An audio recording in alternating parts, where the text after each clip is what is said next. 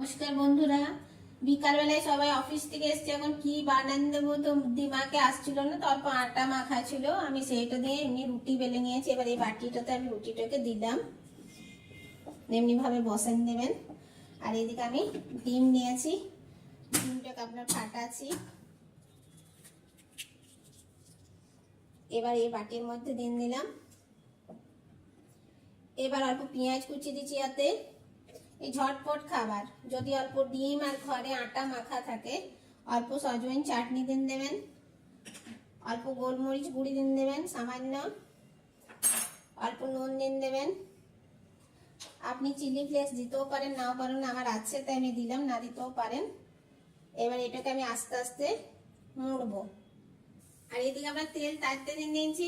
এবার এটাকে আস্তে আস্তে এতে দিন দেবেন। এবার এমনি করে অল্প কম আছে এটাকে হতে দিন দেন। আপনার এই দেখুন একটা ভাজা হয়ে গেছে, আরেকটা আমি দিয়ে দিলাম পাশে, কম আঁচ করে ভাজবেন। এবার এটাকে আমি উঠাচ্ছি। ये हमारा रोटी का बर्गर देखो कितना अच्छा खाते हैं।